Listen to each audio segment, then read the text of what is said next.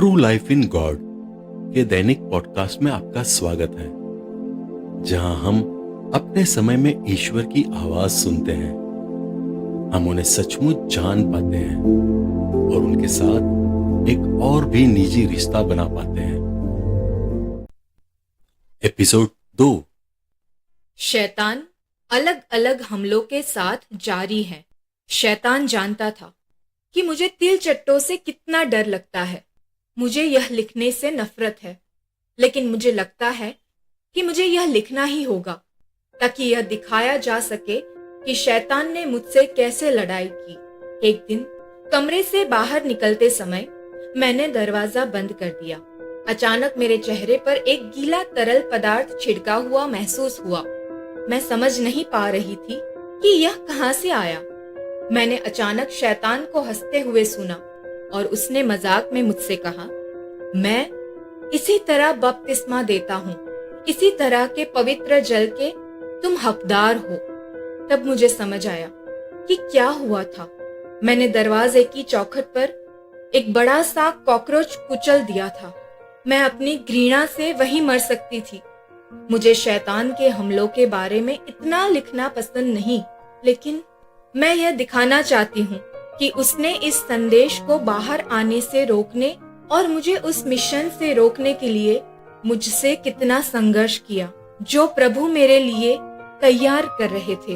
एक दिन उसने फिर से रणनीति बदलने का फैसला किया। मुझे धोखा देने के लिए उसने मेरे दिवंगत पिता की हूबहू तस्वीर ले ली। यहाँ तक कि उसने मुझसे बात करने का तरीका भी वैसा ही रखा, एकदम हूबहू नकल। उसने मुझसे मेरे पिता की तरह कभी कभी फ्रेंच में बात की। मेरी प्यारी, देखो, ईश्वर दया करके मुझे तुम्हारे पास यह बताने के लिए भेज रहे हैं कि तुम गलत हो। तुम कैसे विश्वास कर सकती हो कि वह इस तरह तुमसे बात करते हैं? ये बातें, जैसा कि तुम जानती हो, असंभव है और तुम केवल ईश्वर को अपमानित और क्रोधित कर रही हो। सोचो, ईश्वर तुमसे बात कर रहे हैं। तुमने पहले ऐसी बात कहाँ सुनी थी?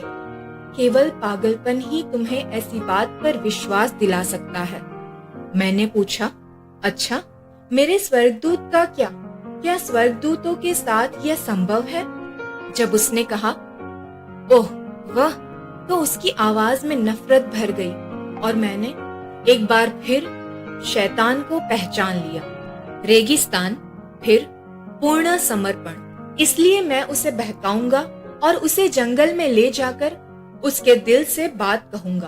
अब ईश्वर चाहते थे कि मैं पूरी तरह उनके प्रति समर्पित हो जाऊं। वे मुझे अपने साथ मिलाना और अपना बनाना चाहते थे। वे मुझे ढालना और रूपांतरित करना चाहते थे। मैं उनकी इच्छा के अनुसार समर्पण नहीं कर रही थी। इसलिए मुझे ईश्वर के प्रति पूर्ण समर्पण के लिए एक और प्रकार के शुद्धिकरण से गुजरना पड़ा, ताकि मैं उनके साथ शांति स्थापित कर सकूं। हुआ यूं, मैंने ईश्वर को पुकारा और मुझे आश्चर्य हुआ कि मुझे कोई उत्तर नहीं मिला। मैं घबरा गई और अपने स्वर्गदूत को ढूंढने के लिए मुड़ी, लेकिन वह वहां भी नहीं था। इसके बजाय मुझे अपने आसपास कुछ आत्माएं महसूस हुई। वे भिखारियों की तरह मेरे पास आ रही थी। उन्होंने मुझसे प्रार्थना, आशीर्वाद और पवित्र जल की याचना की। मैं तुरंत चर्च गई और उनके लिए पवित्र जल लाई। उन्होंने मुझसे उन पर छिड़कने को कहा और मैंने वैसा ही किया। इस भाव ने और भी आत्माओं को आकर्षित किया और कुछ ही समय में मेरे चारों ओर एक बड़ी भीड़ जमा हो गई। मुझे आश्चर्य हुआ कि ऐसा लगा जैसे उन्हें अपने दर्द से राहत मिली हो और उनकी खुशी अपार थी। उनमें से एक ने मुझसे वहीं उसके लिए प्रार्थना करने और उसे बस एक आशीर्वाद देने को कहा। मुझे नहीं पता था कि कैसे। मैंने उनके कहे अनुसार प्रार्थना की और उन्हें आशीर्वाद दिया। उन्होंने खुशी से मुझे धन्यवाद दिया और खुद भी मुझे आशीर्वाद दिया। यह सब मेरे लिए नया था, लेकिन मुझे लगा कि वे राहत और प्रसन्नता महसूस कर रहे थे।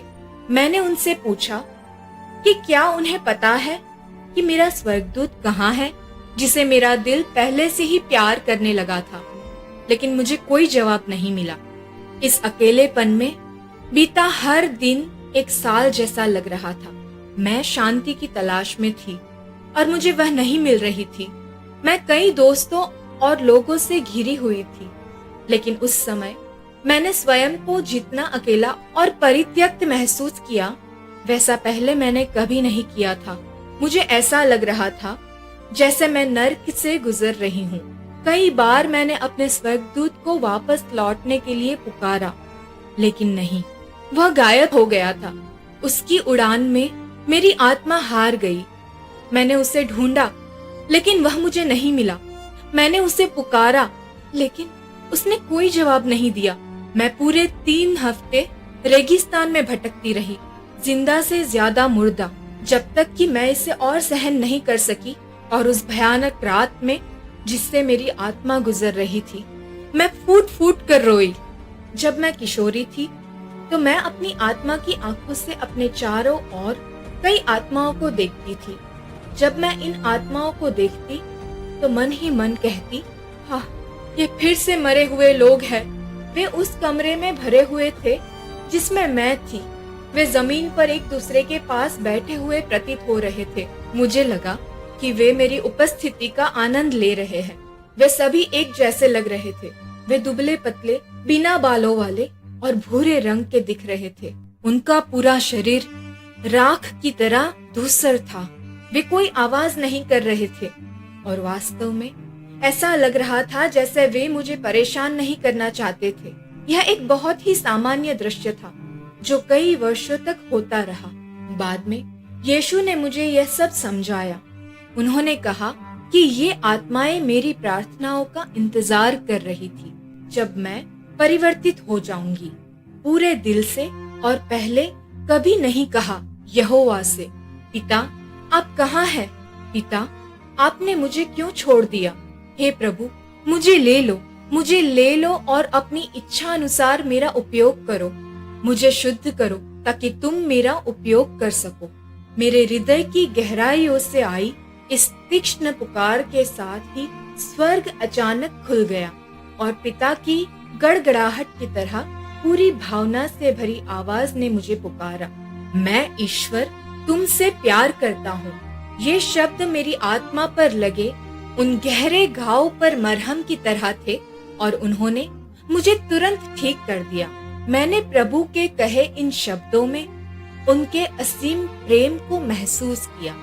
प्रेम के इन शब्दों के तुरंत बाद मुझे ऐसा लगा जैसे मैं किसी भवंडर से निकलकर एक सुंदर और शांत बगीचे में आ गई हूँ। मेरा स्वर्गदूत प्रकट हुआ और बड़ी कोमलता से मेरे घाव पर पट्टी बांधने लगा। वे घाव जो मुझे रात में इस अंतहीन रेगिस्तान को पार करते समय मिले थे। फिर यहोवा ने मुझे बाइबल खोलकर पढ़ने के लिए कहा।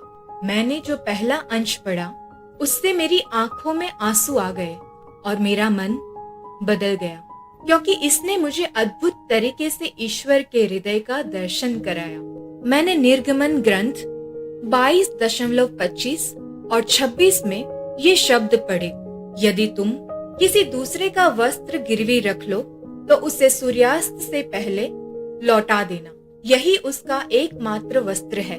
यही वह वस्त्र है जिसमें वह अपना शरीर लपेटता है। वह और क्या ओढ़कर सोएगा? यदि वह मेरी दुहाई दे तो मैं सुनूंगा, क्योंकि मैं उस पर दया करता हूँ। ईश्वर ने अपने कारणों से मुझे तुरंत यह नहीं बताया कि इन 3 हफ्तों में क्या हुआ, लेकिन बहुत बाद में 22 दिसंबर 1990 को उन्होंने मुझे यह स्पष्टीकरण दिया।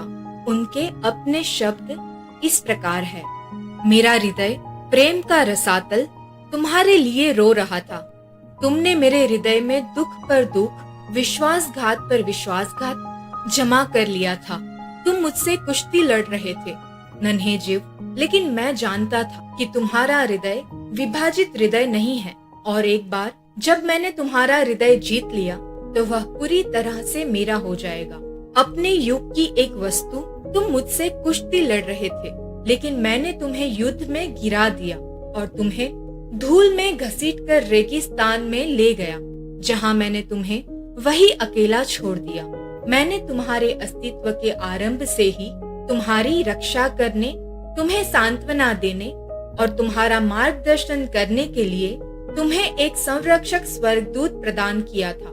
लेकिन मेरी प्रज्ञा ने तुम्हारे संरक्षक दूत को आदेश दिया कि वह तुम्हें छोड़ दे और तुम्हें रेगिस्तान में अकेले जाने दे। मैंने कहा, तुमने अपनी नग्नता के बावजूद जीना है, क्योंकि कोई भी इंसान अकेले जीवित नहीं रह सकता। शैतान पूरी तरह से कब्जा कर लेता और तुम्हें मार डालता। मेरा आदेश उसे भी दिया गया था। मैंने उसे तुम्हें छूने से मना किया था। फिर अपने डर में तुमने मुझे याद किया और मुझे खोजने के लिए स्वर्ग की ओर देखा। तुम्हारे विलाप और तुम्हारी प्रार्थनाओं ने अचानक तुम्हारे चारों ओर के मौत के सन्नाटे को तोड़ दिया और तुम्हारी भयभीत चीखें स्वर्ग को चीरती हुई पवित्र त्रिव्य के कानों तक पहुंच गई। मेरे बच्चे, पिता की हर्ष भरी वाणी समस्त स्वर्ग में गूंज उठी। अब मैं उसे अपने घाव में भेदने दूंगा और उसे अपना शरीर खाने और अपना रक्त पीने दूंगा। मैं उसे अपने साथ वरण करूंगा और वह सदा के लिए मेरी हो जाएगी। मैं उसे अपना प्रेम दिखाऊंगा और तब से उसके होठ मेरे लिए प्यासे हो जाएंगे और उसका हृदय मेरा सिरहाना होगा। वह प्रतिदिन उत्सुकता से मेरी धार्मिकता के प्रति समर्पित होगी और मैं उसे अपने प्रेम और अपनी लगन की वेदी बनाऊंगा। मैं और केवल मैं ही उसका एकमात्र प्रेम और लगन बनूंगा और मैं उसे अपने संदेश के साथ दुनिया के छोर तक भेजूंगा। अधार्मिक लोगों और ऐसे लोगों पर विजय प्राप्त करे जो उसके अपने भी नहीं है, और वह स्वेच्छा से मेरी शांति और प्रेम के क्रूस को उठाकर कलवारी के मार्ग पर जाएगी और मैं पवित्र आत्मा उस पर अवतरित होकर उसे सत्य और हमारी गहराइयों को प्रकट करूंगा। मैं उसके माध्यम से दुनिया को याद दिलाऊंगा कि सभी उपहारों में सबसे बड़ा उपहार है प्रेम। तो फिर हम जश्न मनाए, सारा स्वर्ग जश्न मनाए। ईश्वर ने मुझे स्थिति को बेहतर ढंग से समझने के लिए एक दर्शन दिया। उसने मुझे समझाया कि शैतान मुझ पर इतना आक्रामक क्यों था जब तक मैं पूरी तरह से परिवर्तित नहीं हो गई। शैतान ने मुझे परेशान नहीं किया और संतुष्ट रहा। उसने कोई आक्रामकता नहीं दिखाई, लेकिन जैसे ही उसे लगा कि मैं ईश्वर की ओर मुड़ रही हूँ और वह मुझे खो देगा, तो उसने मेरी आत्मा पर आक्रमण कर दिया। यह दर्शन था। मैंने खुद को एक कमरे में खड़ा देखा और एक सांप को रेंगते हुए देखा। जाहिर है वह सांप मेरा पालतू था, लेकिन चूंकि मेरी उसमें रुचि खत्म हो गई थी, इसलिए मैंने उसे खाना देना बंद कर दिया था। भूखा और हैरान वह भोजन की तलाश में अपने बिल से बाहर निकला। मैंने उसे अपने बर्तन की ओर जाते देखा और वहाँ उसे कुछ अंगूर मिले। सांप ने उन्हें निगल लिया, लेकिन वह संतुष्ट नहीं हुआ, इसलिए वह भोजन की तलाश में रसोई की ओर रेंगने लगा। इस बीच उसे यह एहसास होने लगा कि मैंने उसके प्रति अपनी भावनाएं बदल दी है और अब मैं उसकी दोस्त नहीं बल्कि दुश्मन बन गई हूँ। इसलिए मुझे पता था कि वह मुझे मारने की कोशिश करेगा। मैं डर गई, लेकिन तभी मेरा रक्षक स्वर्गदूत प्रकट हुआ और मुझसे पूछा कि क्या मुझे कोई समस्या है। मैंने उसे सांप के बारे में बताया। उसने मुझे कहा कि वह उसका ध्यान रखेगा। मैं झिझक रही थी कि मुझे इस लड़ाई में शामिल होना चाहिए या नहीं, और मैंने फैसला किया कि मुझे अपने स्वर्गदूत के साथ मिलकर काम करना चाहिए। मेरे स्वर्गदूत ने एक झाड़ू ली और बाहर जाने वाला एक दरवाजा खोला। फिर सांप के पास गया और उसे डराकर भगा दिया। फिर उसने दरवाजा जोर से बंद कर दिया और हम खिड़की से सांप की प्रतिक्रिया देखते रहे। वह घबरा गया। हमने उसे फिर से दरवाजे की ओर बढ़ते देखा, लेकिन दरवाजा सुरक्षित रूप से बंद था। वह तेजी से सीढ़ियों से नीचे उतरकर गली में चला गया। जैसे ही वह बाहर निकला, वह एक विशाल बदसूरत मेंढक में बदल गया और फिर एक दुष्ट आत्मा में। अलार्म बज गया और वहां मौजूद लोगों ने उसे पकड़कर बांध लिया। पुरोहित संदेशों की निंदा करता है। मैं पुरोहित से मिलने नियमित रूप से मिशनरी जाती थी। एक दिन जब मैं स्वर्ग से संवाद कर रही थी तो उसने मुझे यह दृश्य देखने के लिए कहा, और जब मेरा संवाद शुरू हुआ तो वह मेरे पास आया और मेरा हाथ छुआ, यह देखने के लिए कि क्या वो मुझे रोक सकता है। उसे तुरंत अपनी बाह में एक प्रकार की झुनझुनी सी महसूस हुई। उसने मुझे कुछ नहीं बताया, लेकिन बाद में चूंकि यह विद्युतीय अनुभूति पूरी दोपहर तक उसके साथ रही, वह मिशनरी के एक अन्य पुरोहित को यह बताने गया कि उसने क्या अनुभव किया। वह दूसरा पुरोहित मेरे बारे में जानता था। जब उन्होंने उसे इस घटना के बारे में बताया तो उन्होंने इसे ईश्वरीय नहीं बल्कि शैतानी बताया और मुझे अपने पास लाने को कहा। उन्होंने अपने कमरे में पवित्र जल छिड़का। जिस कुर्सी पर मुझे बैठना था उस पर, उस मेज पर, उस कागज और पेंसिल पर जो उन्होंने मुझे इस्तेमाल करने दी थी। मैं वहां गई और उन्होंने मुझसे कहा कि मैं जिस किसी से भी बात कर रही हूँ उसे बुलाऊं और उससे लिखवाऊं, पिता, पुत्र और पवित्र आत्मा की जय हो। मैंने प्रार्थना की और ईश्वर से मेरे लिए यह लिखने को कहा और उन्होंने लिख दिया, लेकिन इतनी शक्ति से कि पेंसिल टूट गई और मुझे इसे कलम से पूरा करना पड़ा। पुरोहित क्रोधित और बहुत भयभीत भी थे। उन्होंने मुझे शैतानवाद, बुराई, जादू और मुक आत्माओं के बारे में सब कुछ बताना शुरू कर दिया और कहा कि जिस आत्मा से मैं संवाद कर रही थी वह ईश्वरीय नहीं बल्कि एक मूक आत्मा थी। उन्होंने मेरे मन में भय भर दिया। जब मैं जाने के लिए उठी तो उन्होंने कहा कि मुझे अब मिशनरी और चर्च में नहीं आना चाहिए जब तक कि मैं कम से कम कुछ समय के लिए लिखना बंद न कर दूं, और मुझे दूसरे पुरोहित को भी अकेला छोड़ देना चाहिए। उन्होंने मुझे प्रतिदिन 3 प्रार्थनाएं पढ़ने को दी। उन्होंने मेरे हाथ में एक माला भी दी। टूटकर मैं पहले पुरोहित के पास गई जो कम से कम ज्यादा विनम्र थे और मैंने उन्हें बताया कि क्या हुआ था। मैंने कहा कि उन्हें मेरा उनसे मिलने आना पसंद नहीं है और कहा कि मुझे यहाँ आना बंद कर देना चाहिए। उन्होंने नीचे देखा, अपना सिर एक तरफ झुका लिया और कोई जवाब नहीं दिया। इसके साथ ही मुझे पता लग गया कि वह भी मान गए हैं। मैंने साफ देखा और समझा कि उससे न मिलने से उसे इस विशाल क्रूस से तुरंत राहत मिल जाएगी। मुझे पता था कि मैं एक अवांछित व्यक्ति हूँ, इसलिए मैं उठी और उससे जोर से बोली, आप मुझे अपने परिसर में फिर कभी नहीं देखेंगे जब तक कि मुझे स्वागत का एहसास न हो।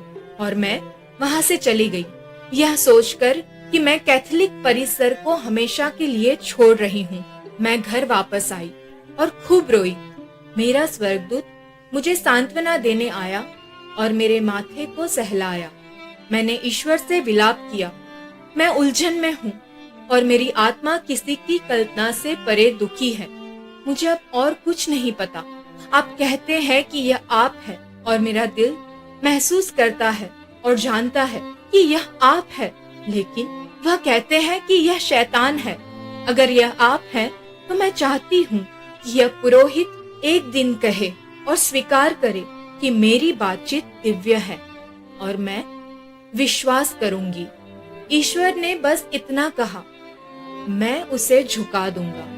वह स्वर्गदूत मेरे साथ बहुत कोमल था। उसने मेरे आध्यात्मिक घाव पर बहुत कोमलता से मरहम लगाया। मैंने हर दिन पुरोहित द्वारा दी गई प्रार्थनाएं की और ठीक वही किया जो उसने मुझसे करने के लिए कहा था। मैंने ईश्वर द्वारा दिए गए करिश्मे का उपयोग करना बंद कर दिया और लिखना छोड़ दिया।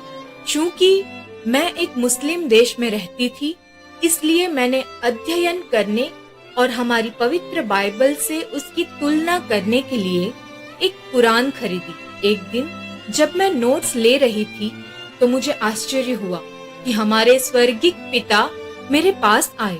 उनकी उपस्थिति मात्र से ही मैं एक अवर्णनीय आनंद से भर गई और उन्होंने मुझसे कहा, मैं ईश्वर तुमसे प्रेम करता हूँ। बेटी, इसे हमेशा याद रखना, मेरा नाम यहोवा है। और जब मैं पेंसिल पकड़े हुए थी तो उन्होंने मेरे हाथ से मेरे नोट पर लिख दिया। थोड़ी देर बाद वे मेरे पास आए और फिर से मेरे हाथ का इस्तेमाल करते हुए बोले, मैं ईश्वर तुमसे प्रेम करता हूँ। वसूला, इसे हमेशा याद रखना, मैं ही तुम्हारा मार्गदर्शन कर रहा हूँ। यहोवा मेरा नाम है।